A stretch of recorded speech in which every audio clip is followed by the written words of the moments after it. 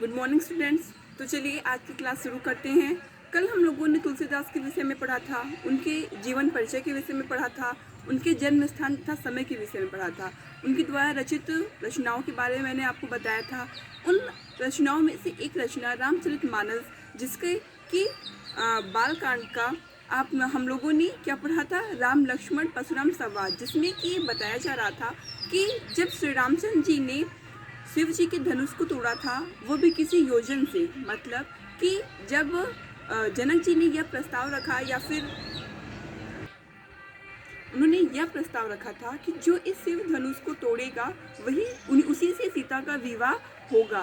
तो श्री राम जी ने वहाँ पर उपस्थित सभी राजाओं में सभी लोगों ने यह प्रयत्न किया कि यह धनुष तोड़ा जाए, किंतु किसी द्वारा यह कार्य संभव नहीं हो पाया था। तो श्री रामचंद्र जी ने उस धनुष को तोड़ा। धनुष के टूटते ही वहाँ पे परशुराम का आगमन होता है और वह श्री रामचंद्र पे क्रोधित करने लगते हैं। उन्हें यह पता नहीं होता है कि धनुष किसके द्वारा तोड़ा गया है, सिर्फ वो यह कहते हैं कि जिसने भी इस धनुष को तोड़ा है वह मेरे सामने आए। तो इस प्रकार से श्री रामचंद्र जी उन्होंने कहा था कि जिसने भी इस धनुष को तोड़ा है वह सामने आए, अन्यथा उस कारण से यहाँ उपस्थित सभी राजाओं की मृत्यु हो जाएगी। तो उसके उपरांत हम लोगों ने पाठ में पढ़ा था कि श्री रामचंद्र जी आगे आते हैं और कहते हैं कि हे प्रभु, हे नाथ, शायद यह किसी दास ने ही आपके इस कार्य को किया होगा।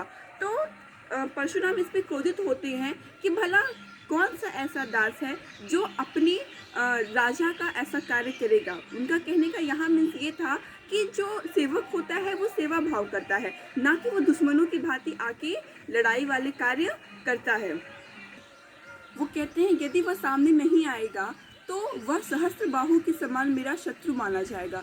सहस्त्रबाहु जो कि परशुराम की बात को ना मानकर उनके विरुद्ध कार्य किए थे, तो उन्होंने सहस्त्रबाहु नामक एक व्यक्ति का हाथ उखाड़ के फेंक दिया था। तो उनके इस बातों को सुनकर लक्ष्मण जी उन पर व्यंग करते हुए, उनका अपमान करते हुए कहते हैं कि बचपन में न जाने हम लोगों ने कितने ही धनुष तोड़े थे, किंतु उस समय तो आपने आकर इतना हम पर क्रोधित नहीं किया था।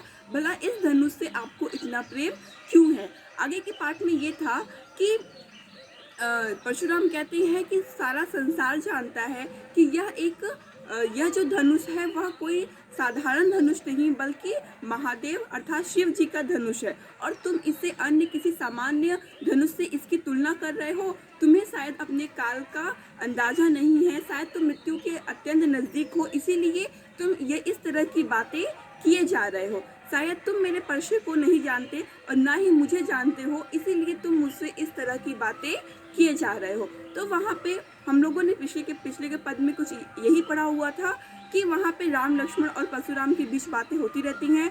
आगे भी उनके बीच में यही संवाद तथा व्यंग भरी बातों का उल्लेख मिलेगा। तो चलिए हम आते हैं आज के अपने पद पर। तो हम आते हैं अपने पद पे। सबसे पहले हम पद की लाइनों को पढ़ते हैं। लखन कहा हंसी हमरी जाना, सुनहु देव सब धनुष समाना। का क्षति जानु जून धनु तोरे, देखा राम नयन के भोरे। छुअत टूट रघुपतहु न दोषु, मुनि बिनु काज करिय कत रोषु। बोले चितय परशु की ओरा, रे सठ सुने ही सुभाउ न मोरा। बालक बोली बधौ नहीं तोहि, केवल मुनि जड़ जानहि मोहि। बाल ब्रह्मचारी अति कोहि, विश्व विदित क्षत्रिय कुल द्रोही। भुज बल भूमि भूप बिनु किन्ही, विपुल बार महि देव न दिन्ही। सहज बाहु भुज छेद निहारा, परशु विलोक महीप कुमारा। मातु पितहि जनि सोच बस करसि मसीस किशोर, गर्भन अर्भक दलन परशु मोर अति घोर। ये हमारी लाइनें हैं। दूसरी ये हमारा दूसरा पद है राम लक्ष्मण परशुराम संवाद का। तो सबसे पहले जो कि मैं आपको हमेशा बताती हूँ कि आप जब भी कोई रचना करते हैं या फिर जब भी उसकी व्याख्या करते हैं तो आप सबसे पहले उसके संदर्भ के बारे में, मतलब उसका आप परिचय देते हैं। तो यहाँ इसका परिचय वही जो इससे पहले हम लोगों ने दिया था कि प्रस्तुत पद्यांश हमारी पाठ्य पुस्तक क्षितिज के रामचरितमानस के बालकांड के राम लक्ष्मण परशुराम संवाद से लिया गया है।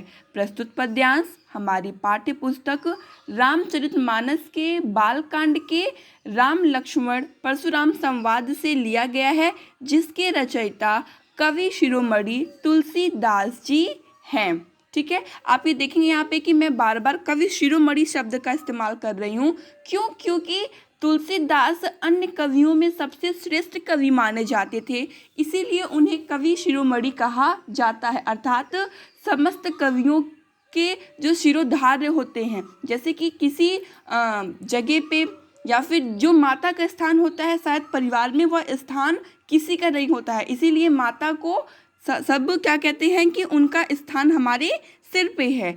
तो सिर पे होने का मतलब कि हम उन्हें अत्यंत सम्मान्य दृष्टि से देखते हैं। इसी तरह जो तुलसीदास जी हैं, उनका भी कुछ यही है कि वह समस्त कवियों में सबसे सम्माननीय हैं, इसीलिए उन्हें कवि शिरोमणि नाम से जाना जाता है। तो आप जब भी इसका संदर्भ दीजिएगा तो आप इसके ये लाइन में इस शब्द को इस्तेमाल जरूर करिएगा। तो फिर से संदर्भ में बता दे रही हूँ आपको कि प्रस्तुत पद्यांश हमारी पाठ्य पुस्तक क्षितिज के रामचरितमानस बालकांड के राम लक्ष्मण परशुराम संवाद से लिया गया है, जिसके रचयिता कवि शिरोमणि तुलसीदास जी हैं। संदर्भ ये हो गया। फिर आपका आते हैं हम प्रसंग पे। प्रसंग में वही प्रसंग चलेगा कि प्रस्तुत पद्यांश में राम लक्ष्मण तथा यहाँ पे आपके श्री रामचंद्र जी नहीं हैं, यहाँ सिर्फ लक्ष्मण जी हैं।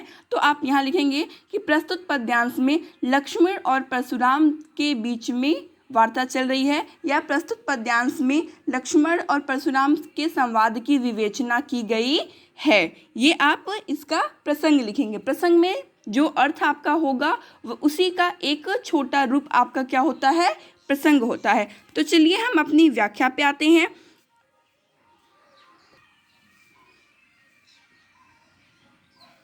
लखन कहाँ हंसी हमरे जाना, सुनहु देव सब धनुष समाना। यहाँ लक्ष्मण जी लिखा है ना, लखन कहाँ हंसी।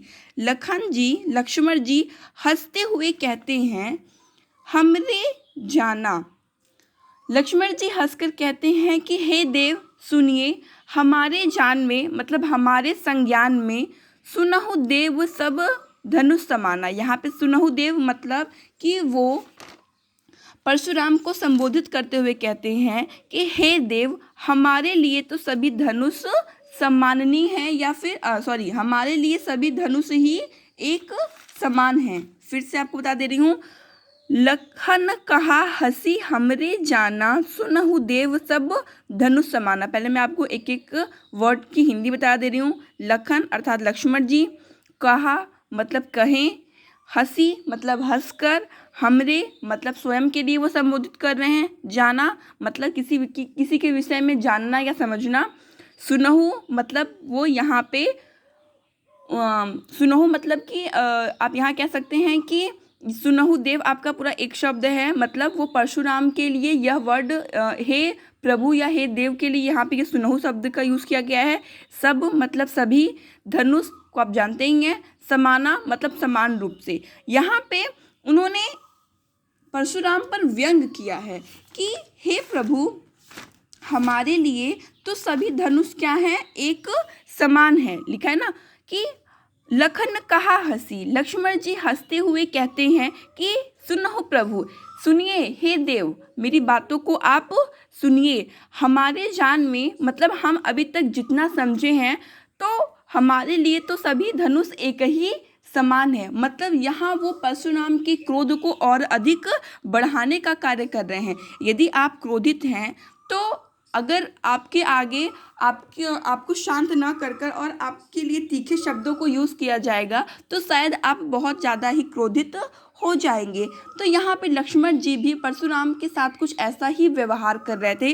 वो बार बार ऐसे शब्दों का इस्तेमाल उनके सामने कर रहे थे जिससे कि उनका क्रोध जो था वह अत्यधिक बढ़ते ही जा रहा था। वे कहते हैं कि हे देव सुनिए, हमारे लिए हमने जितना भी आज तक जाना है, हमारे लिए तो सारे धनुष ही एक समान है। मतलब हम किसी और धनुष के विषय में नहीं जानते हैं। हम जिस भी धनुष को देखते हैं उसे एक समान ही देखते हैं। हमारे लिए क्या शिव का धनुष और क्या साधारण धनुष, मतलब कि हमारे लिए कोई धनुष भी विशेष नहीं होता है। हम सारे धनुष को समान ही मानते हैं।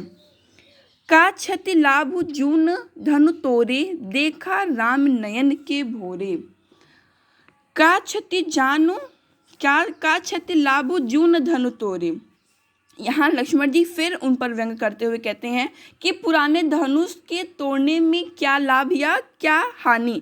का क्षति मतलब क्या हो जाएगा, क्षति मतलब नुकसान, लाभु मतलब फायदा, जून मतलब पुराना, धनु मतलब धनुष, तोरे मतलब तोड़ना, कि क्या फायदा या लाभ होगा इस पुराने धनुष को तोड़ने से। यहाँ पे लक्ष्मण जी कहते हैं कि हमारे लिए तो वैसे भी सारे धनुष एक ही समान होते हैं, लेकिन इस पुराने धनुष को तोड़ने से क्या फायदा या क्या लाभ होगा। देखा राम नयन के भोरे। श्री रामचंद्र जी ने देखा मतलब देखना, राम श्री राम के लिए यूज़ किया गया है, नयन मतलब नेत्र, के भोरे मतलब उनका ये भ्रम था। यहाँ पे एक तो यहाँ पे उन्होंने गुस्सा दिलाया कि बोले कि हमारे लिए शिव का धनुष हो या साधारण धनुष हो वह एक ही समान होता है। दूसरा यह दिलाया कि इस पुराने धनुष के टूटने से भला क्या लाभ और हानि। फिर वो तीसरा ये भी कहते हैं कि श्री रामचंद्र जी ने तो उनको ये भ्रम हुआ कि ये नया धनुष है, लेकिन यह तो क्या निकला, आपका पुराना धनुष निकला। मतलब वह यहाँ पे परशुराम को क्रोध पे क्रोध उनका बढ़ाए जा रहे हैं। फिर से मैं दोनों लाइन क्लियर कर दे रही हूँ। कहा लखन कहा हंसी हमरे जाना, सुनहु देव सब धनुष समाना। लक्ष्मण जी हंसते हुए कहते हैं कि हे देव, हमारे जान में या हमारे समझ में तो सभी धनुष समान ही होते हैं। का क्षति लाभ जून धनु तोरे। आपके इस जून मतलब पुराने, आपके इस पुराने धनुष को तोड़ने से क्या क्षति मतलब क्या हमारा नुकसान होगा या फिर क्या फायदा होगा। लिखा है ना, क्या क्षति लाभ जून धनु तोड़े। इस पुराने धनुष को तोड़ने से भला क्या हानि और क्या लाभ क्या फायदा होगा। देखा राम नयन के भोरे। ये तो प्रभु श्री रामचंद्र जी के नयन का धोखा था, नेत्रों का धोखा था कि वह इसी नया समझ बैठे और इसे तोड़ने चले आए, वरना इस पुराने से धनुष को तोड़ने में हमारा क्या लाभ या क्या हानि होगा। अगली पंक्ति है, छुअत टूट रघुपति ही न दोषु, मुनि बिनु काज करिय कत रोषु। छुअत मतलब छूते ही, टूट मतलब टूट गया, रघुपति ही श्री रामचंद्र जी के लिए यहाँ पे ये शब्द लिखा गया है, न दोषु कोई दोष नहीं है। अगली लाइन में लक्ष्मण जी यही कह रहे हैं कि छुअत टूट रघुपत हूँ न दोषु। यह तो जो धनुष है वह छूते ही टूट गया, इसमें रघुपत हूँ मतलब श्री रामचंद्र जी का कोई भी दोष नहीं है। मतलब कि यह धनुष यहाँ पे जो लक्ष्मण जी यही बताना चाहते हैं कि यह धनुष तो वाकई बहुत पुराना बहुत खराब था कि यह तो छूने से ही टूट गया, इसमें भला हमारे प्रभु श्री रामचंद्र जी का क्या दोष है। मुनि बिनु काज करिय कत रोषु। मुनि मतलब यहाँ परशुराम जी के लिए यूज किया गया है, बिनु काज बिना किसी कारण के, करिय कत रोषु आप गुस्सा कर रहे हैं। मतलब कि यह जो धनुष है वह तो छूते ही टूट गया, इसमें हमारे प्रभु श्री रामचंद्र जी का क्या दोष है। हे परशुराम या फिर हे देव, आप भला इतना गुस्सा क्यों हो रहे हैं, आप किस कारण से इतना, आप तो व्यर्थ ही इतना क्रोध किए जा रहे हैं। आगे की लाइन है, बोले चिते परसु की ओरा, रे सठ सुने ही सुभाव न मोरा। बोले चिते परसु की ओरा।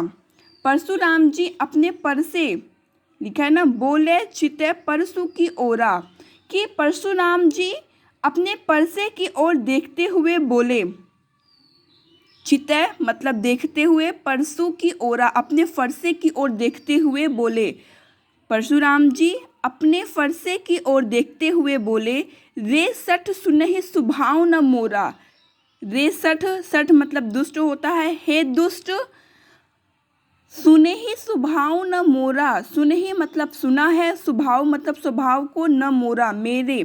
यहाँ पे कि कह रहे हैं परशुराम जी कि शायद तुमने, हे दुष्ट, शायद तुम मेरे स्वभाव के बारे में नहीं सुने हो या मेरे स्वभाव के बारे में नहीं जानते हो। जब लक्ष्मण जी उन्हें यह क्रोध दिलाते रहते हैं कि हमारे लिए तो सभी जो धनुष हैं वो एक ही समान है, चाहे वो भगवान शिव का हो या कोई साधारण धनुष हो, वह धनुष हमारे लिए समान ही होता है। भला इस पुराने से धनुष को तोड़ने से क्या फायदा होगा। यह तो श्री रामचंद्र जी के नेत्रों का धोखा था कि वह इसे नया समझ बैठे। जैसे ही उन्होंने इसे छुआ, यह तो छूने मात्र से ही टूट गया। भला इसमें प्रभु श्री रामचंद्र जी का क्या दोष है। आप तो बिना कारण के ही, हे प्रभु, आप तो बिना कारण के ही दोष, गुस्सा किए जा रहे हैं, क्रोध किए जा रहे हैं।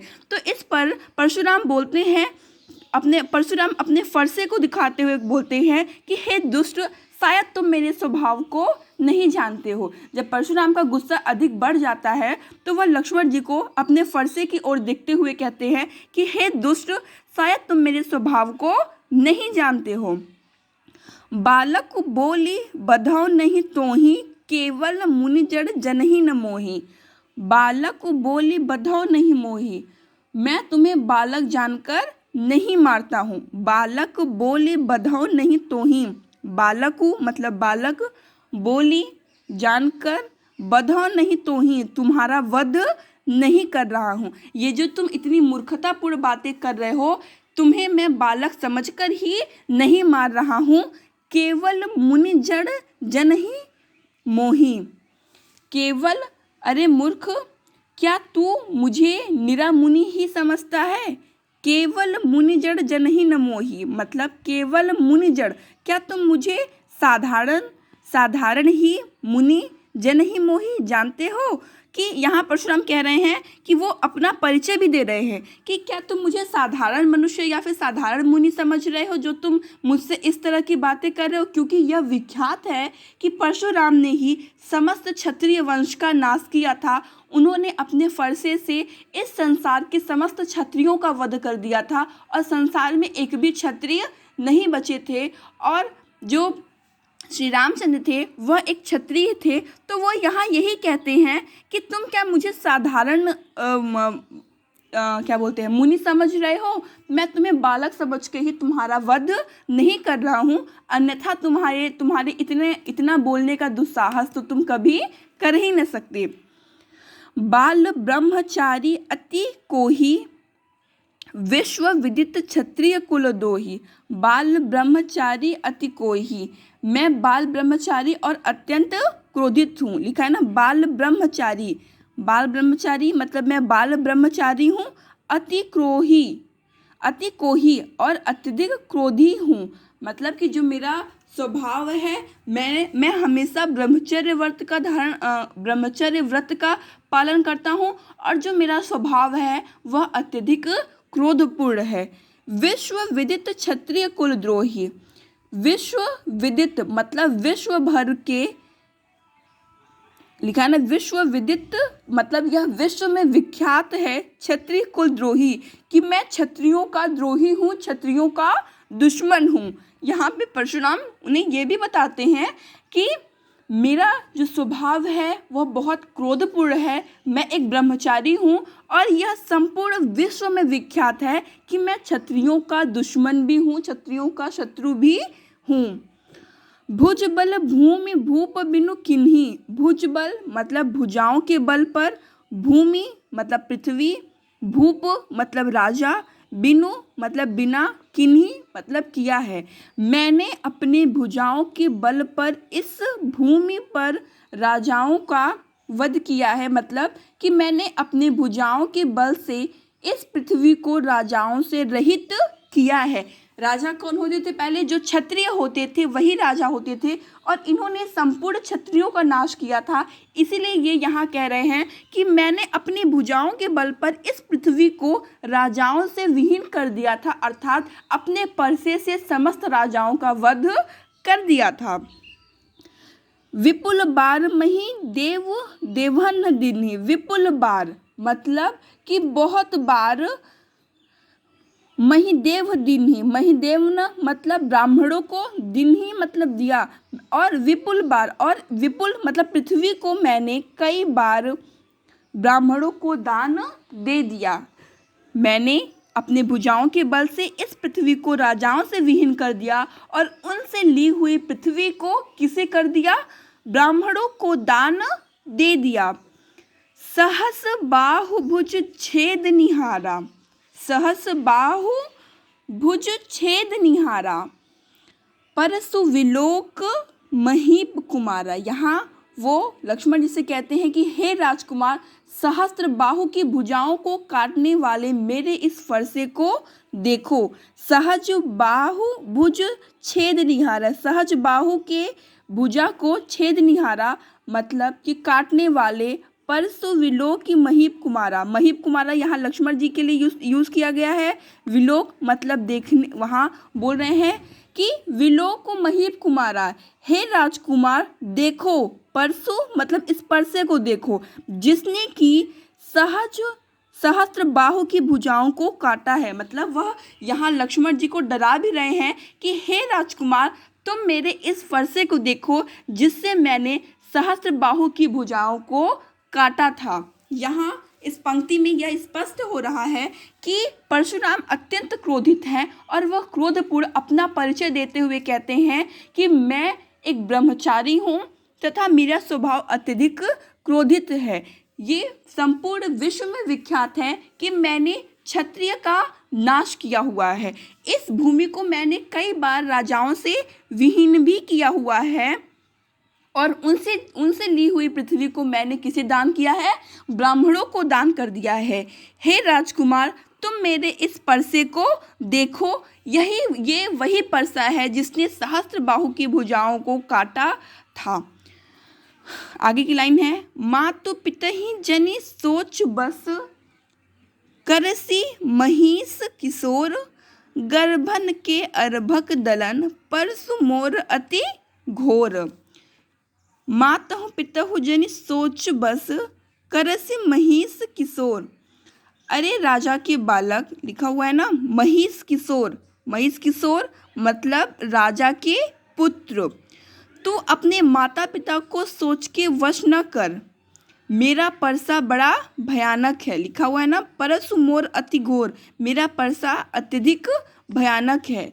यह गर्भों के बच्चों का भी नाश करता है। गर्भन के अर्भक दलन, गर्भन मतलब गर्भ के, अर्भक मतलब बच्चों का, दलन मतलब नाश करता है। कहने का मतलब ये है कि जो प्रत्यक्ष है उसका तो नाश करता ही है, लेकिन जो गर्भ के अंदर है यह परसा उसका भी नाश कर देता है। इसीलिए कि तुम अपने माता पिता का सोच के तुम यह अनमानी बातों को मत कहो, तुम स्वयं पर लगाम लगाओ।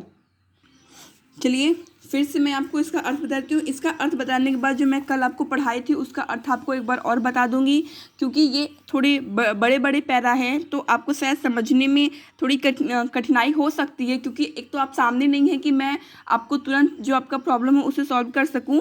तो इसको पढ़ाने के बाद जो मैं कल पढ़ाई थी उसको एक बार फिर से दोहरा देती हूँ ताकि आपको वो समझ में आ जाए। चलिए फिर से शुरू इसको करते हैं। लखन कहाँ हंसी हमरे जाना, सुनहु देव सब धनुष समाना। लक्ष्मण जी व्यंग्यपूर्ण से हंसते हुए कहते हैं कि हे प्रभु, हमारे लिए तो सभी धनुष एक समान होते हैं, अर्थात हम जो आज तक समझे हैं उसमें सारे धनुष एक ही समान होते हैं। काछत लाभ जून धनु तोरे, देख राम नयन के भोरे। आपके इस पुराने से धनुष को तोड़ने से भला हमारा क्या हानि या क्या लाभ होगा? मतलब कि हमें आपके इस पुराने से धनुष को तोड़ के कौन सा लाभ या कौन सा हानि होने वाला है? हम तो इसे देखा राम नयन के भोरे, यह तो श्री रामचंद्र जी के नेत्रों का भ्रम था कि वह इसे नया समझ के तोड़े, वरना छुअत टूट रघुपति न दोषु, यह तो छूते ही टूट गया था। अर्थात कि इस पुराने से धनुष को तोड़ के हमारा क्या लाभ या क्या हानि होगा, हमें इससे क्या मिलेगा? यह तो श्री रामचंद्र जी के नेत्रों का दोष था। कि वह इसे नया समझकर तोड़ने आए और यह तुरंत ही छूते ही टूट गया। छुअत टूट रघुपत न दोषु, यह तो छूने मात्र से ही टूट गया, इसमें भला हमारे प्रभु श्री रामचंद्र जी का क्या दोष है। मुनि बिनु काज करिय कत रोषु, हे प्रभु आप तो बिना कारण के ही क्रोध किए जा रहे हैं। बोले चिते परसु की ओरा, रे सट सुनहु सुभाव न बोरा मोरा। बोले चिते, यहाँ पे परशुराम जी कहते हैं कि तुम मतलब कि बोले चिते परशु की ओर, परशुराम जी अपने परसे की ओर गुस्से से देखते हुए बोलते हैं कि रे सठ, रे दुष्ट, शायद तुम मेरे स्वभाव को नहीं जानते हो। बालक बोली बधाओ नहीं तो ही, केवल मुनि जड़ जन ही न मोहि। क्या तुम मुझे साधारण सा मुनि समझ रहे हो, साधारण सा व्यक्ति समझ रहे हो? मैं तुम्हें बालक छोड़कर तुम्हारा वध नहीं कर रहा हूँ, अन्यथा इस तुम्हारे जो तुम ये बात किए जा रहे हो, अब तक मैं तुम्हारा वध कर चुका होता। मैं कोई साधारण मनुष्य नहीं हूँ, साधारण मुनि नहीं हूँ, ना ही तुम मुझे साधारण सा मुनि समझने की भूल करना। बाल ब्रह्मचारी अति कोहि, विश्व विदित क्षत्रिय कुल द्रोही। मैं बाल ब्रह्मचारी अत्यंत ही क्रोधी स्वभाव का हूँ, मतलब कि यह पूरा संसार जानता है कि मेरा स्वभाव कैसा है। मैं इस संसार में बाल ब्रह्मचारी क्रोधी के नाम से जाना जाता हूँ। विश्व विदित क्षत्रिय कुल द्रोही, यह संपूर्ण विश्व जानता है, यह संपूर्ण ब्रह्मांड जानता है कि मैं क्षत्रिय कुल का कितना बड़ा द्रोही हूँ, कितना बड़ा शत्रु हूँ। क्यों? क्योंकि मैंने इस संसार से समस्त क्षत्रियों का नाश कर दिया था। भुज बल भूमि भूप बिनु किन्ही, वही लाइन आगे आ गई कि भुज बल, मैंने अपनी भुजाओं के बल पर इस पृथ्वी को राजाओं से विहीन कर दिया था। क्यों? क्योंकि वह समस्त राजा क्षत्रिय थे और मैं क्षत्रियों का बहुत बड़ा ही दुश्मन हूँ। इसीलिए तुम अपने इस शब्द को विराम लगाओ। यह उन्हें एक होता है ना कि अगर आपको डायरेक्टली किसी बात को नहीं कहना होता है तो आप इनडायरेक्टली उस बात को कहते हो, तो यहाँ पे वह उन्हें डायरेक्टली नहीं बल्कि इनडायरेक्टली बात को बता रहे हैं कि मैं क्षत्रियों का बहुत बहुत दुश्मन हूँ। यह संसार जानता है कि क्षत्रिय मेरा कितना बड़ा दुश्मन है और बहुत सी बार मैंने अपनी भुजाओं के बल पे क्षत्रियों का नाश भी किया है। विपुल बार मही देव न किन दिन ही, और कई बार मैंने उन पृथ्वियों को, उस भूमि को किसे दान में दिया है?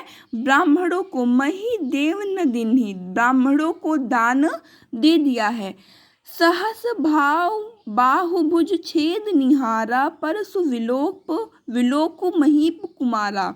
यहाँ परशुराम कहते हैं कि हे राजा के पुत्र, मेरे इस परसे को देखो, मैंने इसी परसे से सहस्त्र बाहु की भुजाओं को काटा है। मातु पितहि जनि सोच बस, करहि महिष किशोर, गर्भन के अर्भक दलन, परसों मोर अति घोर। यहाँ पे कहते हैं कि अरे राजा के बालक, तू अपने माता पिता के सोच के वश न कर, मतलब कि तुम यह मत सोचो कि तुम राजा दशरथ के पुत्र हो तो मैं तुम्हारा कुछ नहीं करूँगा, इस भ्रम में तुम मत रहो। मैं तो गर्भ के बच्चे का भी दलन मतलब नाश करने वाला हूँ। मेरा यह जो परसा है वह अत्यधिक भयानक है। यहाँ आपका ये पद खत्म होता है, ये पंक्ति खत्म होती है, आगे भी पंक्तियाँ हैं। तो इसके बाद आता है आपका साहित्यिक सौंदर्य। संदर्भ, प्रसंग और व्याख्या के बाद आता है साहित्यिक सौंदर्य। साहित्यिक सौंदर्य जानना अति आवश्यक होता है। क्यों? क्योंकि ये आपके एग्जाम में कोई भी पंक्ति उठा के आपको दे देगा और पूछेगा इसका साहित्यिक सौंदर्य क्या है। तो मैं आपको यहाँ इन शॉर्टली बता दे रही हूँ, जब भी आपका स्कूल खुलेगा तो मैं आपको इसे एक लंबे से विवरण में आपको लिखवाते जाऊँगी। आप इसमें लिखिएगा कि संपूर्ण पंक्ति में वीर तथा रौद्र रस का प्रमुख रूप से प्रयोग किया गया है। अगर आपको दिख रहा होगा तो यहाँ पे मैं लिखा हुआ है कि वीर तथा रौद्र रस का प्रमुख रूप से प्रयोग किया गया है। मैं किसी ये लाइन के लिए नहीं लिखी हूँ बल्कि ये संपूर्ण पंक्ति में इसी बातों का उल्लेख किया गया है। इसीलिए मैं यहाँ पे लिखी हुई हूँ कि संपूर्ण पंक्ति में वीर तथा रौद्र रस का प्रमुख रूप से प्रयोग किया गया है। व्यंग्यात्मक शब्दों का भी यत्र तत्र प्रयोग किया गया है। क्यों? क्योंकि लक्ष्मण जी उन्हें कई बार चिढ़ा चुके हैं, कई बार उनका अपमान कर चुके हैं, इसीलिए आप लिखेंगे यहाँ पे कि यहाँ पे संपूर्ण पद में व्यंग्यात्मक शब्दों की या फिर व्यंग्यात्मक शैली, आप वही जो पहले लिखे हुए थे पहले का कि रौद्र रस की व्यंजना संपूर्ण पंक्ति में की गई है, जो आपकी शैली है वो व्यंग्यात्मक शैली है, तथा ओज गुण से यह संपन्न है या ओज गुण की पूर्ण रूप से विवेचना की गई है। शब्दों के अर्थ जो हैं जो आपको नहीं समझ में आएंगे आप उसको पूछ लीजिएगा। वैसे ऐसा कोई इसमें है नहीं कि आपको पूछना पड़े, क्योंकि मैं यहाँ पे आपको एक एक शब्दों के अर्थ बताते जा रही हूँ। चलिए, तो मैं बोली थी जो मैं कल आपको पद पढ़ाई थी उसको मैं फिर से दोहरा देती हूँ ताकि आप उस चीज़ को वो आपके दिमाग में बने रहे। चलिए, तो आते हैं अपने पहले पद पे। ये रहा कल का हमारा पद। चलिए, तो फिर से मैं पद को एक बार पढ़ दे रही हूँ। नाथ संबुधनु भंज निहारा, हुई है क्यों एक दास तुम्हारा। आये शुकाह कहीं किन मोही, सुनि रिसाई बोले मुनि कोही। सेवक सो जो करे सेवकाई, अरि करनी करी करिय लड़ाई। सुनहु राम जिहि शिव धनु तोड़ा, सहज बाहु सम सो रिपु मोरा। सो बिल गायु बिलाई समाजा, न त मार जेहि सब राजा।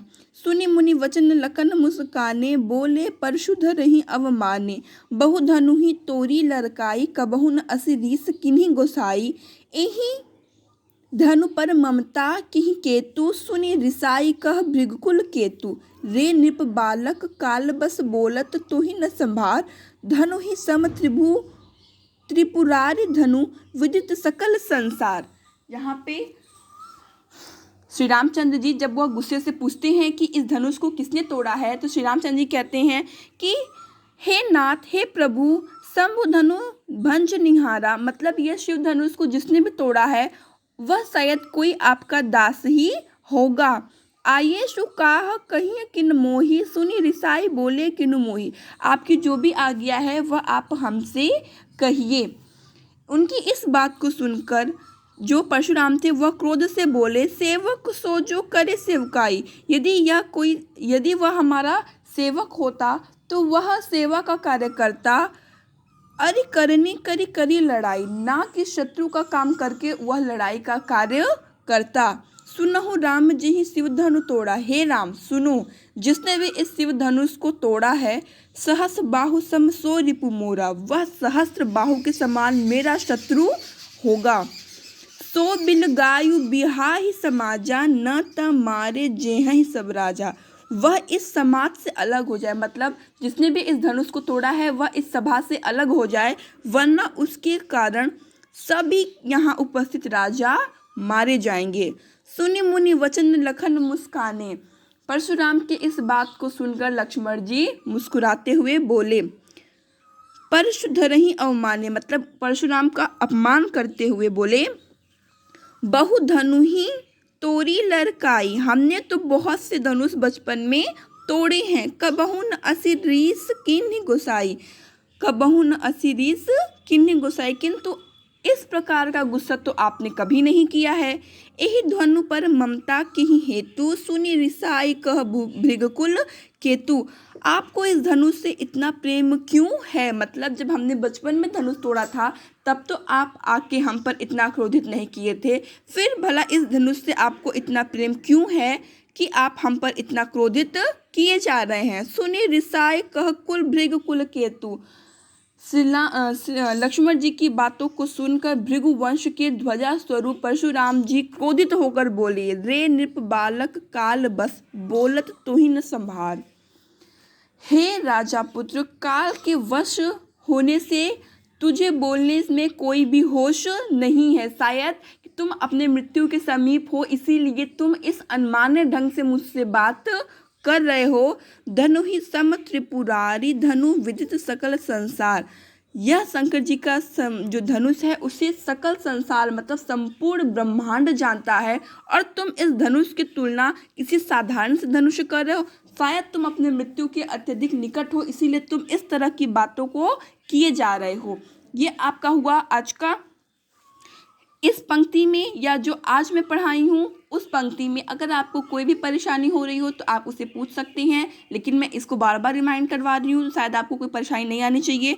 वही सौंदर्य होगा कि संपूर्ण पंक्ति में यत्र तत्र अनुप्रास अलंकार की छटा दृष्टव्य है, रौद्र रस से परिपूर्ण काव्य को लिखा गया है, ओज गुण की विवेचना की गई है तथा व्यंग्यात्मक शैली में इसकी रचना हुई है। तो आज ही आपकी 2 पद समाप्त हुए, आगे भी आपके और इसके कई पद हैं तो मैं आपको उसको बताती रहूँगी और कुछ क्वेश्चन आंसर मैं आपको देने वाली हूँ जो कि आप अपने कॉपी पे करते जाइएगा।